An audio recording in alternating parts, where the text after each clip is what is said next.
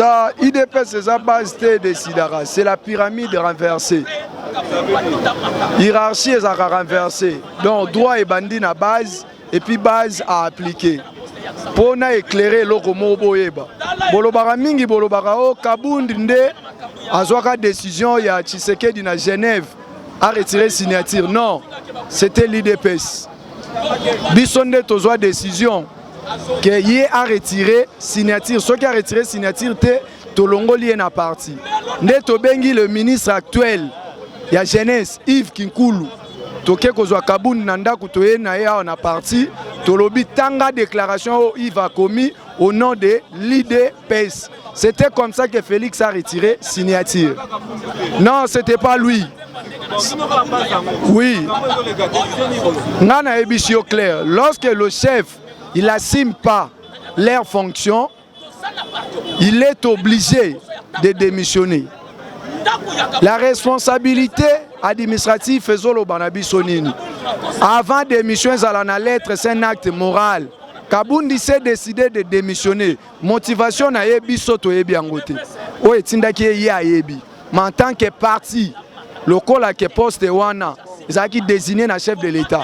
Il a assumé un acte de démission sans consulter notre président de la République. Oyo a tiqué là pouvoir en tant que AI parti. Il est obligé. AI a zonga IDPS à l'orgueil, mais il va démissionner. Non, force ou degré, on a engagé responsabilité à Bisso parti. Nous sommes en train de s'organiser. Comment nous allons encadrer nos démarches? Nous ne pouvons pas communiquer comme les gens. Tolongoli et Tozongisiboy, règle et statut et zali.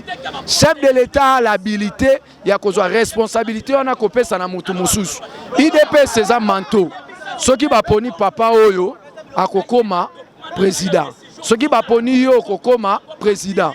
Moi je suis membre de l'IDPS fabriqué par Etienne Tshisekedi wa Mulumba le Tomalanda. Naza mu Congo na landaka IDPS 100%. Na landaka mutute na landaka ID. Kaboun c'est notre frère, il est comme moi. Et nous allons assumer décision ya Kaboun et Tikala Bongo à continuer vie politique. S'il le veut, ils vont continuer comme un député simple de l'IDPS. Il va démissionner dans cette poste-là. Il va aussi démissionner dans le poste wana. Chef de l'État retiré. En attendant la suspension, toye ba décision et motiva qui est la démission eza nini. Ce qui Kabunda za na suspension te pour la démission wana. Nous allons manifester. Il faut toye ba nature ya démission motivation zalaki nini. Toyebi nature ya démission te tolo ba Kabunda senga pardon. Moi si okangi na hôtel Mutakala maintenant nous mobile ya coucher na été. Yo lobi ba coucher to ba coucher te ozaki te. Toyebi elo oni ne salama ite. Nous allons soutenir l'IDPS. IDPS c'est ça bis soko lembi kitana arena yo. Mais bis c'est qu'on continue ko sala.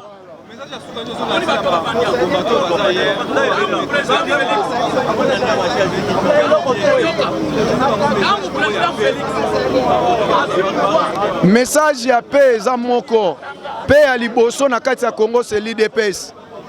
Vision ya ko instaurer état de droit, cela veut dire qu'on reconnaître les valeurs établies et soit assise nango. Tous les combattants de l'IDPS. Et aujourd'hui nous sommes fiers que tu comprendre que le parti Moussou peut créer le parlementaire de Bouna Bango. C'est que l'IDPS c'est ça esprit vraiment à solo. Moi en tant que combattant, toujours garder silence. Et ça un chef qui a désigné qui pour statut et puis si un mandat spécialité. Chef qui a désigné qui tout ce qui est temps. Aza Mukonzi ayebi ko réfléchir na état ya nature ya parti to kominango, il va prendre des décisions sérieuses pour aider la République, pour aider aussi la partie. Bon, il y a liboso na koki ko yebisa yo. Biso nyonso tozali bana ya papa moko. Papa Etienne Tshisekedi wa Mulumba. Oyo ezali mupepe. Ezali mupepe moko yeye. Mais na kolinga te biso nyonso tout memana na mupepe oyo ezali mupepe moko mabe oyo peut-être na sima to kovanda to bando ko regretter. Alors quant à moi entre ba autorité nyonso ya parti nazali kosenga bango d'abord kimia na oyo nyonso tout eye oyo ya kolimbisana tolimbisana mais totambola toujours na directive moko na unité moko tozala na bolingo oyo papa na biso atikelaka biso.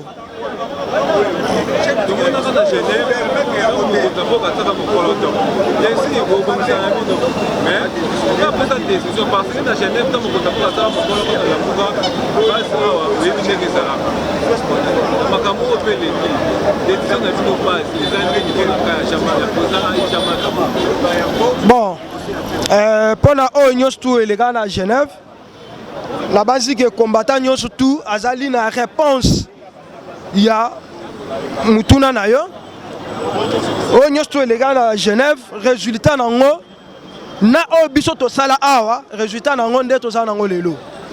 Alors ngai nazali ko soutenir toujours Jean-Marc Kabound à Kabound na esprit na e oyo papa Tshisekedi atikela e amona yeno azalaka mutu ya esprit. C'est pourquoi atikaka ye en tant que CG il y a IDPS. IDPS ezali parti muketi. Tshisekedi le père amonaka ba docteur bazalaka entouré. Pembeni na ye azalaka na ba conseiller, azalaka na ba tuebele. Mais pona nini esprit na ye tout na Jean-Marc Kabound Kabound. C'est parce qu'amonaka ke mutu oyo azali na esprit lokola ngai. Zolanda. C'est pourquoi mon pépé oyo ndeko na ngai nazali koyebisa yo Jean-Marc a maîtrisé parti oyo ya IDPS. Tozonga sima Jean-Marc abundi mingi pour la partie ya IDPS. Ne faut pas tobosa na makambo wana parce que entre Jean-Marc la président de la République micro bezati. Oyo nyonso tout ezali nungu oyo ya bayini ya IDPS banguna o balinga kocha mbutu entre Jean-Marc na président de la République. Non, et que zati. Jean-Marc Azali, président Aïe ya IDPS. Mokonzi Mboka Azali Moko. Félix Tshisekedi Tshilombo Otobengaka toujours béton. Alors, bango nyonso na aka Kabuya Mwanabute, bango nyonso tout ndeto tikale na bango na parti pour na conduire parti na biso ezala toujours na bumoko, ezala toujours na ligne au papa atikela biso.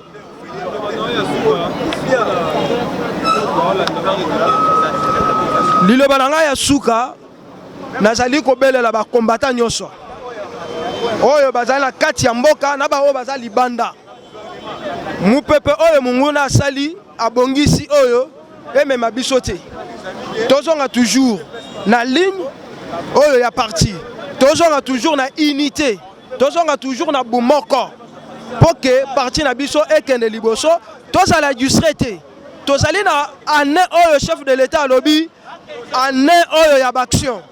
Alors mon peuple oyo emema biso te distraire biso te. Jean-Marc Kabound azali toujours président Aïe ya IDPS et puis a démissionné pété azali wana yango wana maloba nanga ya suka na bengi ba combattant nyos tout tozonga toujours na sima ya Jean-Marc Kabound tozala toujours na sima ya Fachi Beton ya Kabuya Mwanabute to conduire parti na biso na bumoko na kimia nyonso. Merci. Est-ce que Tony maka vraiment babilo kaboy tolobaka l'IDPS appartient pas au IDPS oyo carte ya IDPS tala carte utilizaka oyo carte papa tchekera tikela biso mais ye soit disant présent ayi pe IDPS ezalaka te ayi ezalaka te ayi lokola ezalaka te tolobi azonzela akende atika biso soki alingi makili etanga ekotanga biso to ba libérateur ya mboko tala tokangama tobetama nani oyo oleko ayebi kanyama ayebi kasongo ayebi tobundi lita tine na lobo batala même na poto to batale longi o bayebi tozaba des risquants. Comment se fait-il yo comme patron tikale biso parti na biso te au sein décision finalité papa nini le sous o luka le sous nini hein papa wana o wana bazaba combattate o wana bazaba to décision finale bato parti na e Kabundi asala parti na ye ezali awa na Kingabwa soko kei papa likamwa clair combattant alandaka cadre te combattant alandaka idéal ya Tshisekedi na stati na règle d'ordre l'intérieur ya parti soko moni combattant comme bilana wala combattant te bato benga bato a 100 jours o ba yebi de pes nenge fonsolaka te ngana yakana de pes par rapport au projet de société là idéal Tshisekedi yo talana Tshisekedi bazala qui 13 parlementaires et ba créer IDPS Tshisekedi azala qui constant. C'est pour cela que tout le monde a l'élo, Fouet Tshisekedi, Fata comme président de la République. Mais on a comme président de la République, yo tient Moussa Binalisou. Ok, automobile Bapine à Maman Marthe, ya Moutouk à la ye. T'en fini. Obenga Numbiawa, to Bouna Makaba Convention démocratique. Au côté de Maman Marthe na Belgique. Au côté de ma poche, au côté de Soumati de Bassala à Maman Marthe. T'en fini. Ah, ou à l'issue, on a comme menacé mon amour. Oyo, ils ont présenté unité nationale, ils ont protégé le chef de l'État.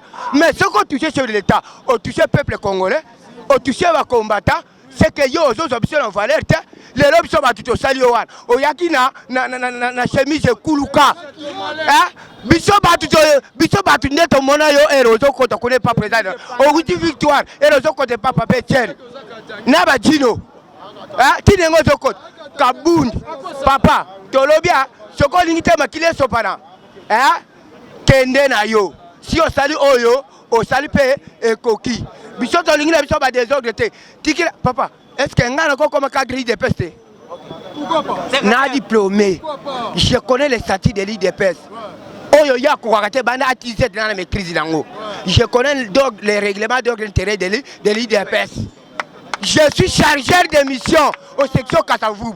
Je connais comment je peux orienter les combattants. Je connais comment je peux orienter les partis en cas de défaut. Mais comment? Aujourd'hui, ma biso soni boy. Ate, ma bête parce que au moni ndoki soki okeko ndoki mutsoko zaki mayele soko okeko sakana na moyibi be okeko sakana na ndoki ope komi ndoki Kabundi aussi pe mbongo na PPRD ba matio la punda na cheval apata lo sina impact de komisoba tika biso libre papa tika parti oyo et vivre biso de préparer belle élection liloba suko la lobi Kabundi talanga bien naza muto babengi mordant na kufana makambo ya IDPS makila na ngana teka ngona makambo ka mwana nsapo ba masana nga ba Christian ti lelo na prison ya ndolo ba te belé ba kenda ba kangama na makambo pour pouvoir mais eloko na ko senga yo mboko ba vie buke ba kufa ti lelo tam to koma na dati wana ba vie buke o sala ka pede na dati wana o sala ka lo côté o koma no laisser eloko la lobi lo ko biso de sacrifice makila na yo makila ya mwasi na yote ya papa na yote ya mama na yote eza makila ba combattant eza makila peuple congolais tikela biso parti soko ti quoi biso pe de quoi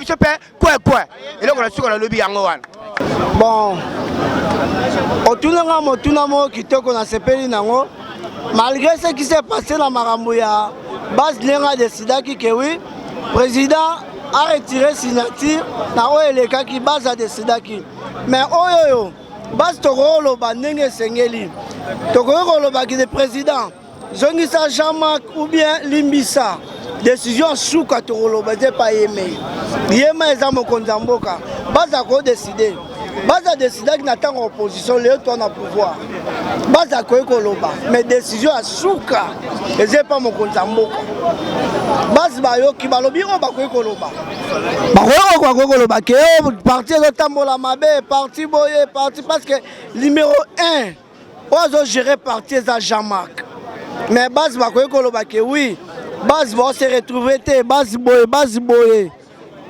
toutes ces déclarations là nous avons mettre fin nango ezali mokonza mboka ndero kata liloba souke ze panae bas tokoloba parce que ata Jésus Christ mwana nzambe na mboka na ye baboyaki bazalaki bao balingaki bazalaki mais opinion suka eza mokonzi ya mboka nde bamettre fin na situation oyo.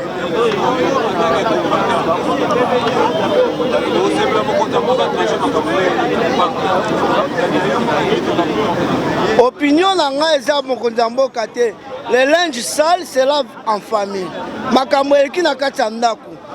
Secrétaire général aza kuna na kati na ba nationaux bazala oyo baosolola po liloba suka oyo baosolola basi naoloba je dis et je répète basi tokoloba oyo tokoki koloba mais toa na décision te décision ekouta na parti.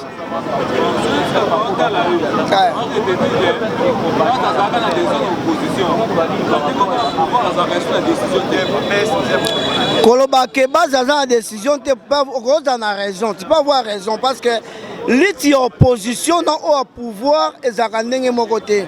Moni lit erreur mokonzi ya mboka azwaka pouvoir na biso peut-être asalaki peut-être azalaki influencer bato mosusu ke mon choix c'est faulu base atelemaki mais oyo eza likambo mosusu c'est l'intérêt ya base. L'intérêt ya base tokolobaki mokonzi jamaka asali mabe bien sûr asali mabe tokoboma ete alita mpe quand même na ntango mwa bapasi moko boye lelo mbebe ekwei mbala mo tokozwa mwana totie na ndako te azika nayebi te décision na nga vraiment naza moi dire te mpona makambo wana.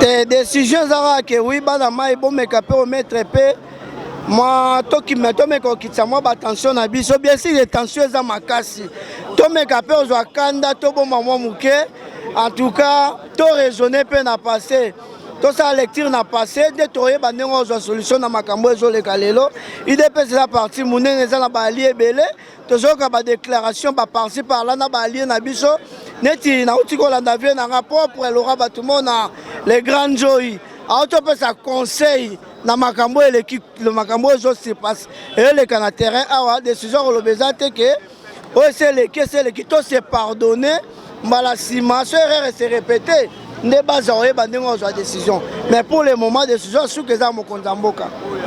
Merci beaucoup. Au fait biso base tolingi désordre oyo na kati ya parti na biso te.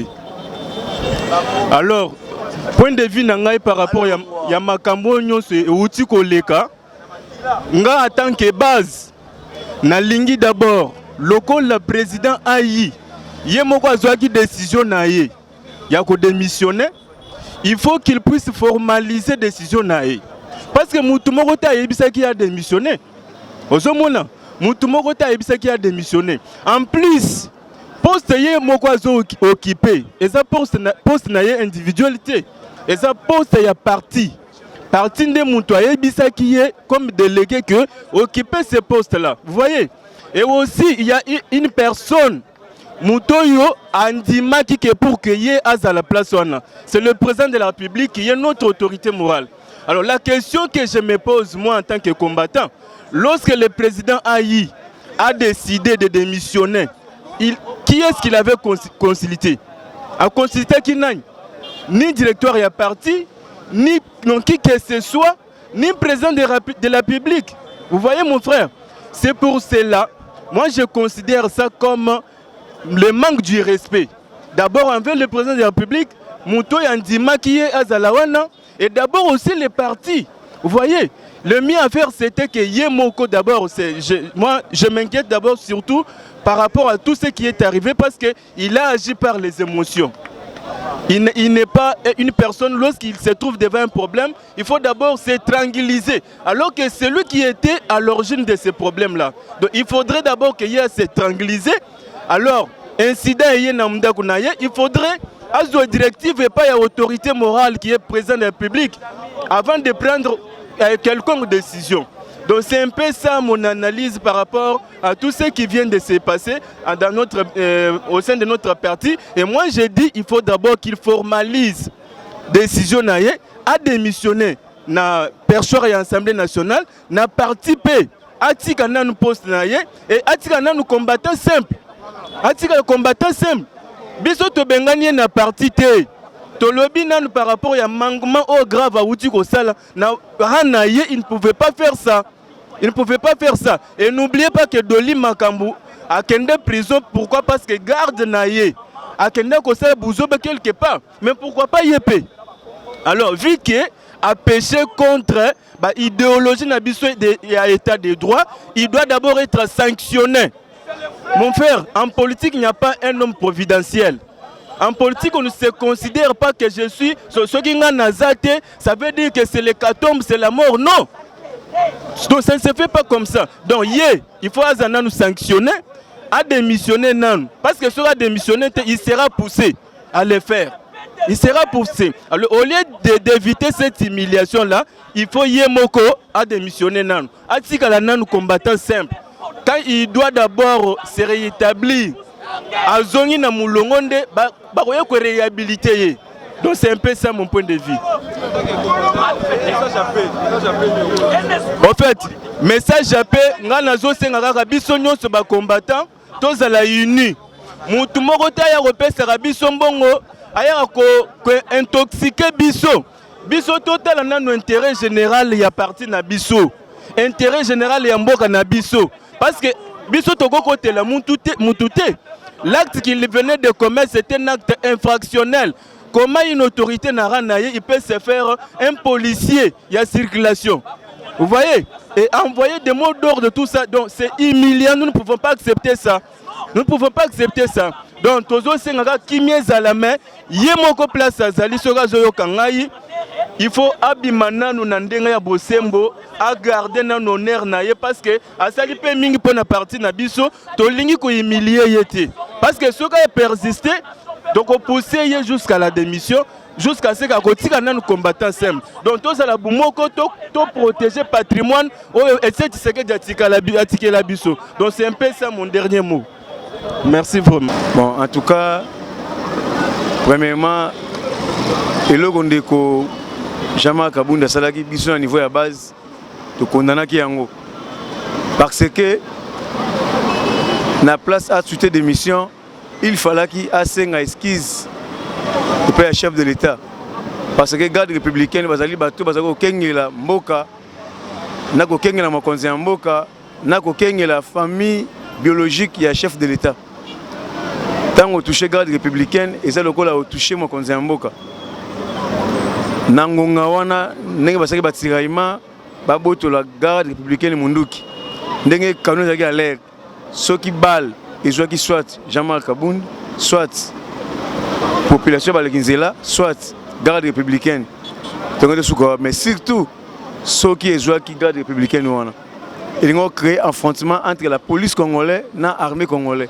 Est-ce que affrontement on a yé alingara maîtriser yango nan limité. Donc, ils ont des tentatives, tandis que le pouvoir a 3 décennies, 37 de l'élite et le monde a eu. Ils ont des actes de condamnation, il y a des différents communiqués, ils désavoués partout. Mais, au moment où il y a un enjeu électoral, ils ont 2022, 2023, ils ont lobby. Ceux qui ont la gestion de la partie, dans le régime, l'État président en intérim, ils ont vraiment longue banité. Banda joue parti au pouvoir, IDPS, à la permanence. Permanence toujours salité. Même USC, dans la permanence, il y a malonga et salité. Permanence, il y a IDPS parti au pouvoir, USC Zate. Dans le niveau de la fédération, Ligue des jeunes, Ligue des femmes, Bureau Zate. Tandis que le ministre va contribuer à 10%, le conseiller, le député va contribuer. Le secrétaire national, le secrétaire général adjoint, il y a une misère insupportable. Mais ce que tu as dit, c'est un carré minier. Ce que tu as dit, c'est un parking à Mitouka cher. Les combattants, ils ont des décennies. Les combattants, ils ont des milliards. Je ne sais pas combattre chaque journaliste. Je ne sais pas image de combattant. Pour que degré de souffrance, il dépasse à l'opposition, il dépasse au pouvoir, vie sociale va combattre, ça va changer. Souffrance, aiguë. Néomoni, na kanda makambo salaki, na kanda ya souffrance partout au pouvoir de souffrir kaka batu moko banda ku ya cher mituka ya cher kaka bango bazolia baza komela tandis que biso nyos to bundaki liti oyo to sacrifier combat ya Tcheng Sekedi Mulumba esika kondo azali kolela yango na biso IDPS to bien pyramide renversée. Au moment où je vous parle, le pouvoir y a IDPS et ils ont une base, ils ont une combattant de vous décider. Yango to lobby yango to allez déterminer à l'ongwa IDPS à l'ongwa état que président intérim à zonga na cellule comme combattant à IDPS parce que il y a plusieurs personnes basa maele ba ko diriger parti oyo mais to ko senga na batu nyonso ba saka ba polémique na IDPS mutu moko te ya IDPS to za pièce rare oya ko zo présidence ya IDPS to que na nouvelle vent ya bato ba ko diriger parti oyo ba ko na souci ba combattant ba ke ba ko ba rosi mukendi ba koya ba Thérèse Kapangala ba koya ba tumba ba combattant ya IDPS vivant ba batikala ba veuve ba orphelin ba aveugle pour na combat oyo et l'on a battu les biseaux toujours ba coup de balle to meli ba gaz mais tout ça en vie il faut te bénéficier na combat oyo to yeko tika bango na combat oyo te mais le IDPS c'est comme kaka batu moko bo banginda ka batu ngaba ndaku on ne peut pas accepter ça.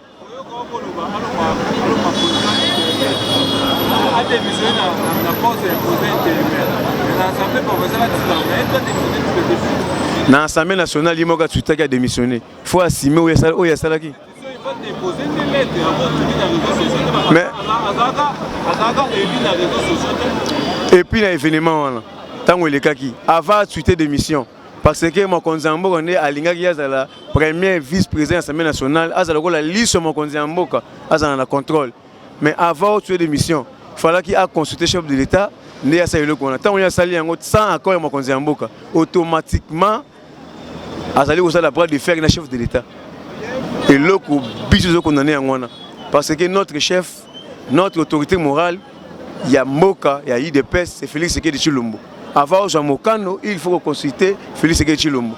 Tant que tu as déjà à déposer lettre, il y a démission, conformément à respect à l'administration, bah qu'ils aient réception.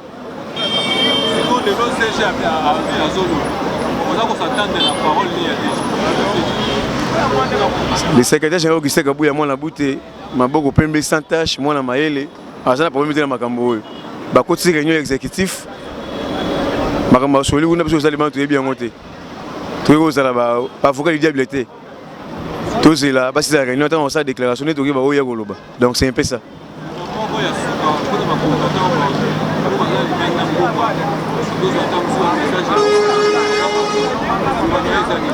na sengi na ba combattant partout dans le monde auto bundela qui pouvoir au 3 décennies partout bozali le balangé zali to simana comme seul homme IDPS et zali pyramide renversée ba secrétaire général Adrien Pongo Bakenda IDPS exista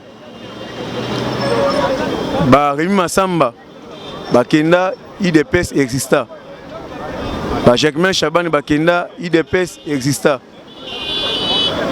ba Moubaki Bakenda IDPS exista ba Chibala Bakenda IDPS exista ba Alexis Moutanda Bakenda IDPS exista ba Mavungu Bakenda IDPS exista et puis ba yeko kundaye kaka na IDPS asali parti politique ba yeko kundaye IDPS eza quoi parti politique sous que leader azali vivant mais parti politique ekufi le quoi PPRD IDPS c'est la pyramide renversée le OYP a kokende IDPS eko exister biso tokoki ko adorer une individualité biso to ko bâtir la patrimoine oyo kondo docteur et check c'est nous masakela sur IDPS ndesa la batu basaka IDPS te batu bagoleka IDPS ko tikala de génération en génération yeba yango mutu moko te ko mbaka tout longa la komi 14 parlementaire ezali ba combattant ba telemia ba biso telemia biso ne ba 14 parlementaire il peut fournir ba 13 parlementaires yango na sengi partout dans le monde ba congolais bazali to simana comme SL homme to soutenir chef de l'État to conserver pouvoir au le plus longtemps possible to kotika pouvoir au kino mokolo so kozonga tout le monde o ya koya na tentative ya ko détruire pouvoir au to bundeli 3 décennies au batu ba kwei ba kufi batu sekeli ba veuve ba orphelin ba aveugle parce que ne ba boiter parce que ne ba défaut dans autres pour pouvoir au to barrer route to mettre en garde to s'en charger na en fait que mission est simbaté Tosimana comme SL homme derrière Moukouatombolo, les grands Moukichi, Félix Sekeli Chilombo. Plus 243 89 68 53 286. C'est votre humble serviteur, président Cisco, communicateur d'investigation, Parlement de base qui appelle la zone rouge. J'ai dit et je vous remercie.